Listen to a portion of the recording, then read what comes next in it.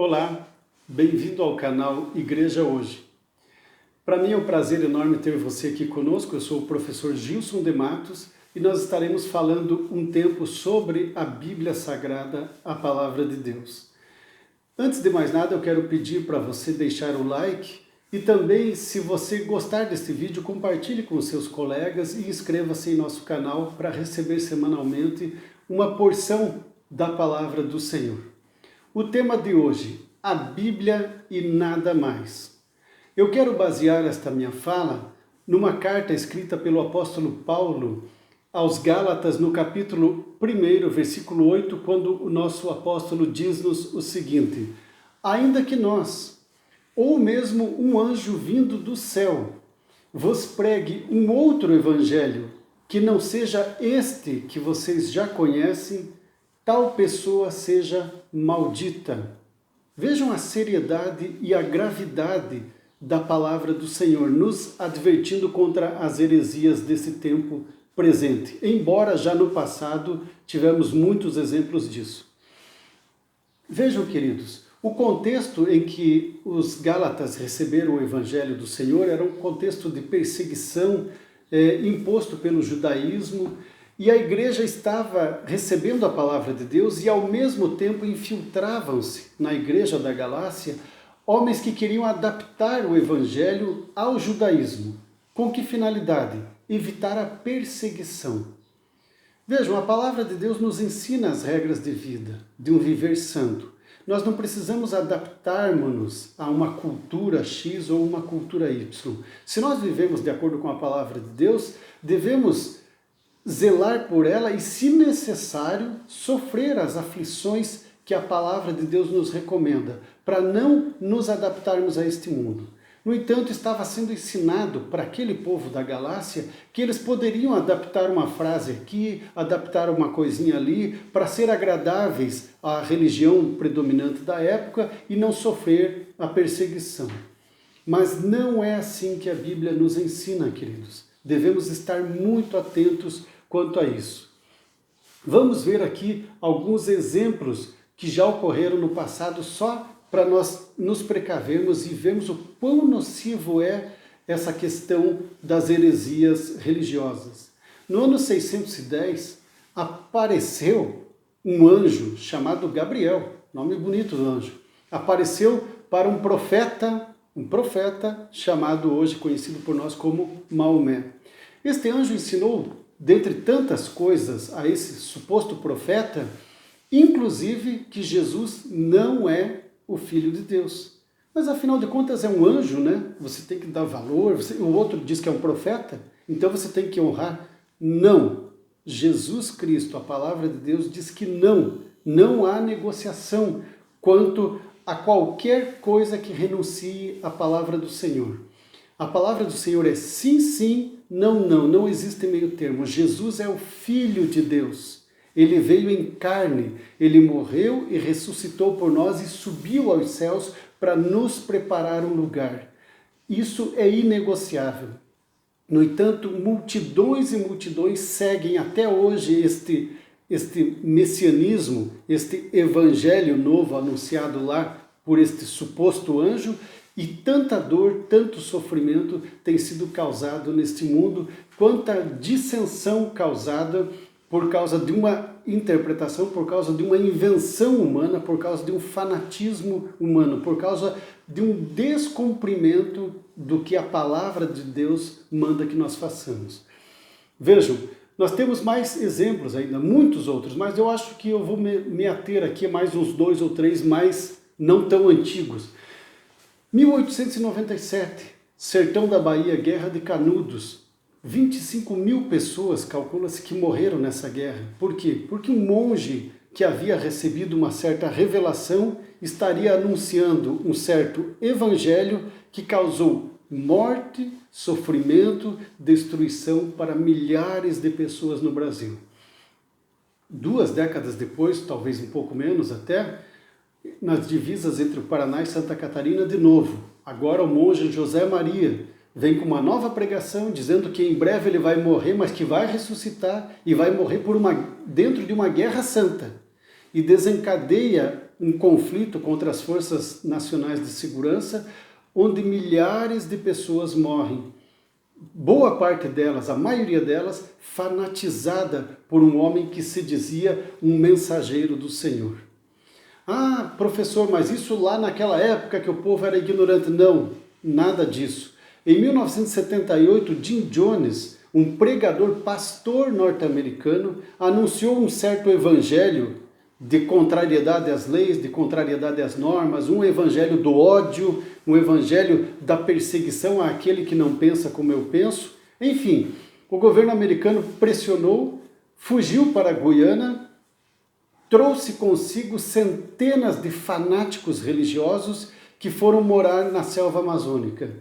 Resultado, 918 suicídios e mais 5 assassinatos. Inclusive o próprio líder da seita, Jim Jones, também se suicidou.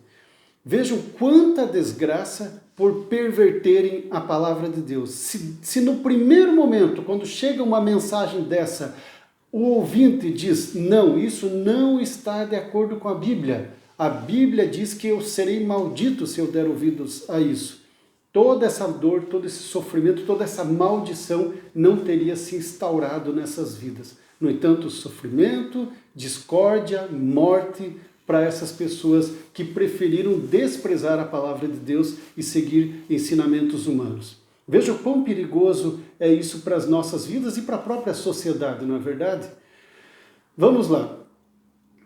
Lembrando você, a fórmula da desgraça, ela é bastante simples. Você acrescenta o conceito Jesus, conceito, não o Senhor Jesus. Acrescenta esse conceito, soma-se a esse conceito a palavra fanatismo, faz a cabeça das pessoas e lança amor em forma de ódio, traduzido em ódio, em ações odiosas, e você tem aí a fórmula para a desgraça das pessoas. Vem através disso a heresia, o sofrimento, a dor e muitas vezes a morte segue esses fatos. Como identificar isso, querido? Quando o líder ou a instituição religiosa ou política, ou o líder religioso ou político, quando o nome dele é exaltado mais do que o nome do Senhor Jesus, quando o nome da igreja é colocado em preponderância mais do que o nome do Senhor Jesus, fique alerta, isso não vem de Deus, isso não vem de Deus. A glória é minha, diz o Senhor em Isaías, não a darei a outro. Outra coisa, vem essas mensagens e esses mensageiros vêm muitas vezes disfarçados de ovelhas. Jesus falou isso em Mateus 7, versículo 15. Vem com o disfarce de ovelha, mas na verdade são lobos devoradores.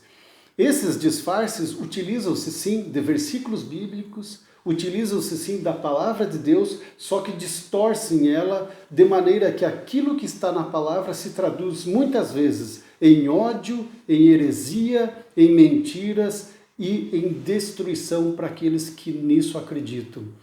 Outra coisa, normalmente, mas não sempre, mas normalmente esses líderes são obcecados por poder, são obcecados por dinheiro, por riqueza, e por isso eles têm que ensinar você também a ficar rico, para que dê certo a conversa deles. São adeptos do aplauso, toda hora tem que estar sendo aplaudido, tem que estar sendo massageado o seu ego, e também muitas vezes são ligados em política, andam de mãos dadas com a política para trazer para si algum benefício, para tentar construir aqui o seu feudo, né? O seu governo, o seu pequeno reino nesta terra. Já que são pessoas que não creem na palavra de Deus verdadeiramente, então eles têm que criar o seu próprio reino na terra. Vejam só, queridos, nós devemos estar muito alertas. A palavra de Deus nos traz algumas advertências. Vamos ver o que diz a palavra do Senhor em 2 Pedro, capítulo 1, versículo 20. Pedro nos adverte, Pedro, o apóstolo que andou com o Senhor Jesus, ele diz, nenhuma palavra contida nas Escrituras é de particular interpretação. Nenhuma. Então, esteja atento. Não existem essas revelações, porque Deus me disse isso, Deus me disse aquilo. Não. O que Deus diz para você e diz para mim está nas Sagradas Escrituras. Fora disso, fique completamente alerta. Outra coisa, as Sagradas Escrituras também nos dizem, em Jeremias capítulo 17, versículo 5, maldito é o homem que confia no homem e afasta o seu coração do Senhor. Vamos pegar a frase inteira. Não é que eu não possa confiar, acreditar na palavra de alguém que está me pregando o Evangelho. Não. Mas se essa pessoa me leva de uma forma ou outra a afastar o meu coração da palavra do Senhor, a qual eu devo esconder em meu coração, como está em Salmo 119, então eu devo ter cuidado, senão estarei seguindo o caminho da maldição. Romanos, capítulo 3 e versículo 4, diz-nos o apóstolo Paulo, seja todo homem, em última análise, se você tem dúvidas, então pense assim, seja todo homem mentiroso e Deus verdadeiro. Aí não resta dúvida, a palavra de Deus sempre será a verdade, a Bíblia Sagrada, não a revelação desse ou daquele, não, o que está contido nas Sagradas Escrituras. Dicas para que eu e você não erremos. Primeiro, sirva a Deus em uma igreja. Sim, você precisa ser pastoreado, ser orientado, ser admoestado. Eu e você precisamos disso. Respeitemos os nossos líderes, sim. Devemos esse respeito a ele dentro daquilo que a palavra de Deus nos orienta. Mas adoração, tão somente ao nosso Senhor. Aplauso, tão somente ao nosso Senhor. Por favor, vamos ter cuidado com essas coisas mundanas que estão impregnando. Se eu quero aplaudir alguém, vou no teatro, no estádio. A igreja é local para adorar, aplaudir e bendizer o nome do meu Deus. Não é local para distrações. Vejam, acredite também fielmente na Bíblia Sagrada. Ah, mas o espírito de profecia, ah, mas fulano escreveu isso, ah, mas fulano teve um sonho. Está absolutamente de acordo com a palavra de Deus? Não, então eu não acredito. Simples assim. Não dá para negociar o que as Sagradas Escrituras nos ensinam. É a nossa vida, a nossa eternidade que está em jogo. Lembre-se, querido, disse Jesus, passarão os céus e a terra, mas as minhas palavras jamais passarão.